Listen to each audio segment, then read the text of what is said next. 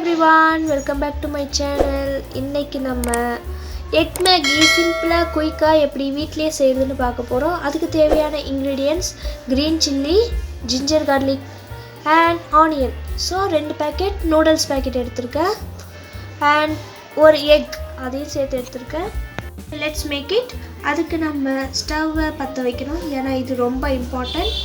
அதோட நம்ம கொஞ்சம் ஆயில் சேர்த்து கொஞ்சம் எக்கு ஊற்றி நல்லா பொடி மாஸ் மாதிரி செஞ்சு எடுத்துக்கணும். எஸ், நான் இந்த வீடியோவில் எப்படி செய்கிறேன்னா அந்த மாதிரி பொடி மாஸ் மாதிரி செய்யுங்க. இதோட நீங்கள் ப்ளெயின் எக்காகவும் பொடி மாஸாக செஞ்சு எடுத்துக்கலாம். அதோட கொஞ்சம் சால்ட்டு, அப்புறம் ரெட் சில்லி பவுடரு, கொஞ்சம் பெப்பர் பவுடரும் ஆட் பண்ணிக்கலாம், இல்லை ப்ளெயினாகவும் நீங்கள் எடுத்துக்கலாம்.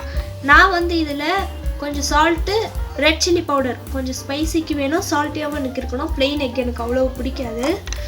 ஓகே, நல்லா இந்த மாதிரி பொடி மாஸ் மாதிரி செஞ்சு எடுத்துக்கோங்க. கொஞ்சம் இந்த ப்ராசஸ் அப்போது ஸ்டவ் கொஞ்சம் சிறுவாகவே இருக்கட்டும். சிம்மில் இருந்தால் தான் கொஞ்சம் நம்மளோட எக்கு அடி பிடிக்காமல் இருக்கும்.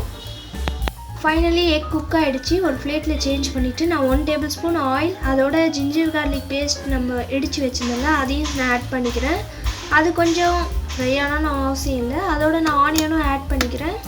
ஆனியன் சில்லி தனித்தனியாக ஆட் பண்ணணும்னு ஒன்றும் அவசியம் இல்லை, ரெண்டுத்தையும் சேர்த்து ஆட் பண்ணிக்கலாம், ஒன்றும் பிரச்சனை இல்லை. ஸோ நல்லா மிக்ஸ் பண்ணணும். அந்த பச்சை வாசனை போகணும்னு சொல்லுவாங்களே அந்தளவுக்கு மிக்ஸ் பண்ணணும். அப்போ தான் நம்ம மேகிக்கு டேஸ்ட்டு சூப்பராக இருக்கும். இந்த ப்ராசஸ் அப்போது ஸ்டவ் வந்து மீடியமாக இருக்கட்டும். நான் 1 கிளாஸ் வாட்டர் ஆட் பண்ணுறேன். ஸோ கிளாஸ் பெருசுன்றதுனால 1 கிளாஸ் எனக்கு போதும். அதோட நான் மேகி மசாலா அதையும் சேர்த்து ஆட் பண்ணிக்கிறேன். அதோட இந்த தண்ணி நல்லா கொதிக்கணும். அதுக்கு முன்னாடி நம்ம என்ன பண்ணணும்னா மேகி இருக்குல்ல அதை நான் பொடி பண்ணி வச்சுக்கிறேன். எனக்கு வந்து முழுசாக போட்டால் பிடிக்காது. ஸோ நான் அதை நல்லா தூள் பண்ணி எடுத்துக்கிறேன். ரொம்ப இல்லை, கொஞ்சம் மீடியமாக இருக்கட்டும், அப்போ தான் நல்லாயிருக்கும் சாப்பிட்றதுக்கு. இதோ நான் இப்போது இந்த மாதிரி மீடியமாக நான் உடச்சி வச்சுருக்கேன். தண்ணியும் நல்லா கொச்சாச்சு. இப்போ நம்ம அதை ஆட் பண்ணிக்கலாம். இப்போ தான் பர்ஃபெக்ட் டைம். ஸோ நம்ம ஆட் பண்ணிடலாம். ஆட் பண்ணி அப்படியே விட்டுறக்கூடாது, மேலெல்லாம் அப்படியே ட்ரையாக இருக்குல்ல அதை நல்லா மிக்ஸ் பண்ணி கொடுத்துட்டு ஒரு 5 to 10 மினிட்ஸ் மூடி வைக்கிறோம். ஓகே, இப்போ நான் நல்லா மிக்ஸ் பண்ணுறேன். இப்போது ஓகே, நல்லா மிக்ஸ் பண்ணி கொடுத்துட்டு நான் வந்து ஸ்டவ் மீடியமாக வைக்கிறேன், ஏன்னா ஜோராக வச்சு அடி பிடிச்சிடும். அதனால் மீடியமாக வைங்க, ஹை ஃப்ளேமில் வச்சுட்டாதீங்க. ஓகே, ஃபைனலி நம்ம மேகி நல்லா குக் ஆகிடுச்சு.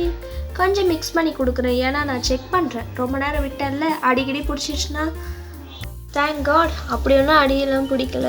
ஓகே, நல்லா மிக்ஸ் பண்ணி கொடுக்குறேன் நான். ஸோ நம்ம அந்த எக் பொடி மாஸ் செஞ்சோம்ல அதை நம்ம ஆட் பண்ணுற டைம் வந்துடுச்சு. நான் பிளேட்டில் மாற்றி வச்சுருந்தேன், அதை நான் ஆட் பண்ணி நல்லா மிக்ஸ் பண்ணி கொடுக்குறேன். ஏன்னா ரொம்ப மிக்ஸ் பண்ணிடாதீங்க, நம்ம எக் உடஞ்சிக்கிடும்.